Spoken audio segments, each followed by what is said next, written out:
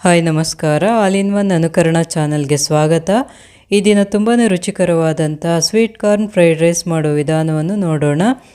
ಇದನ್ನು ಎಲ್ಲರೂ ಇಷ್ಟಪಟ್ಟು ತಿನ್ನುವಂತಹ ಬ್ರೇಕ್ಫಾಸ್ಟ್ ರೆಸಿಪಿ.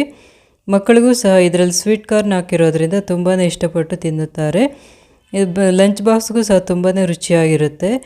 ಈಗ ಫ್ರೈಡ್ ರೈಸ್ ಮಾಡೋ ವಿಧಾನವನ್ನು ನೋಡೋಣ. ಶುಂಠಿ, ಬೆಳ್ಳುಳ್ಳಿ, ಹಸಿಮೆಣಸಿನಕಾಯನ್ನು ಚಿಲ್ಲಿ ಕಟರ್ನಲ್ಲಿ ಕಟ್ ಮಾಡಿ ಇಟ್ಟುಕೊಂಡಿದ್ದೇನೆ. ಬೇಕಿದ್ದರೆ ಇದನ್ನು ಮಿಕ್ಸಿ ಜಾರ್ನಲ್ಲೂ ಮಾಡಿಕೊಳ್ಳಬಹುದು. 2 ಗಡ್ಡೆಯಷ್ಟು ಬೆಳ್ಳುಳ್ಳಿ ಹೆಸಳು, 2 ಇಂಚಿನಷ್ಟು ಶುಂಠಿ, 5 ಹಸಿಮೆಣಸಿನಕಾಯನ್ನು ತೆಗೆದುಕೊಂಡಿದ್ದೇನೆ. ಇವನ್ನು ಚಿಲ್ಲಿ ಕಟರ್ನಲ್ಲಿ ಈ ರೀತಿ ಕಟ್ ಮಾಡಿ ಇಟ್ಟುಕೊಂಡಿದ್ದೇನೆ. ಮೊದಲಿಗೆ ಪ್ಯಾನ್ನಲ್ಲಿ ಒಗ್ಗರಣೆಗೆ ಬೇಕಾದಷ್ಟು ಎಣ್ಣೆಯನ್ನು ಸೇರಿಸಿ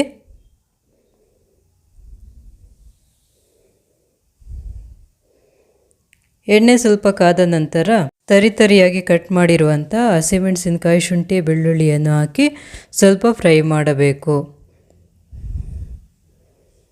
ಸ್ವಲ್ಪ ಫ್ರೈ ಆದ ನಂತರ 2 ಮೀಡಿಯಂ ಗಾತ್ರದ ಈರುಳ್ಳಿಯನ್ನು ಹಾಕುತ್ತಿದ್ದೇನೆ.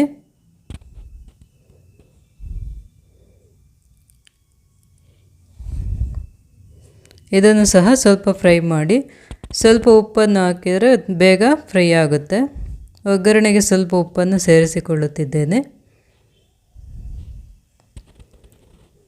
ಈರುಳ್ಳಿ ಸ್ವಲ್ಪ ಫ್ರೈ ಆದ ನಂತರ 1 ದೊಡ್ಡ ಗಾತ್ರದ ಕ್ಯಾಪ್ಸಿಕಮ್ಮನ್ನು ಈ ರೀತಿ ಸಣ್ಣದಾಗಿ ಕಟ್ ಮಾಡಿ ಹಾಕಿಕೊಳ್ಳಬೇಕು.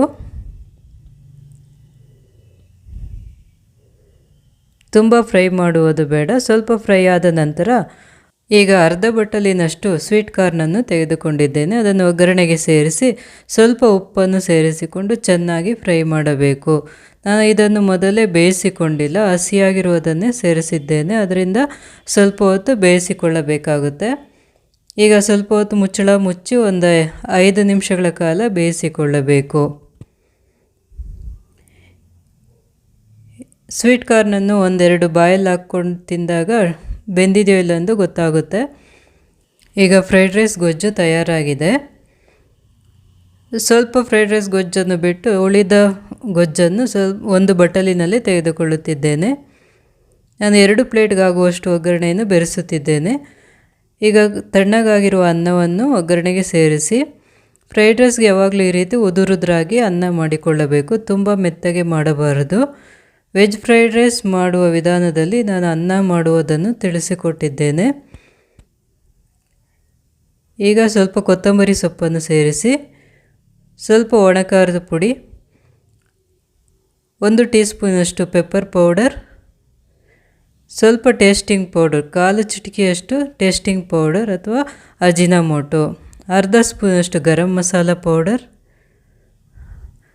1.5 ಸ್ಪೂನ್ನಷ್ಟು ಸೋಯಾ ಸಾಸ್, ಅರ್ಧ ಸ್ಪೂನ್ನಷ್ಟು ಟೊಮೆಟೊ ಸಾಸ್.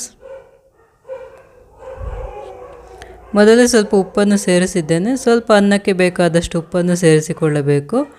ಈಗ ಹೈ ಫ್ಲೇಮಲ್ಲಿ ಅನ್ನವನ್ನು ಚೆನ್ನಾಗಿ ಫ್ರೈ ಮಾಡಿಕೊಳ್ಳಬೇಕು. ಈ ಫ್ರೈಡ್ ರೈಸ್ ಮಾಡಲು ನಾನು ಸೋನಾ ಮಸೂರಿ ಅಕ್ಕಿಯನ್ನು ಬಳಸಿದ್ದೇನೆ. ಅನ್ನವನ್ನು ತಣ್ಣಗೆ ಮಾಡಿಕೊಂಡು ಉದುರುದ್ರಾಗಿ ಮಾಡಿಕೊಂಡ್ರೆ ತುಂಬಾ ರುಚಿಯಾಗಿರುತ್ತೆ ಫ್ರೈಡ್ ರೈಸು.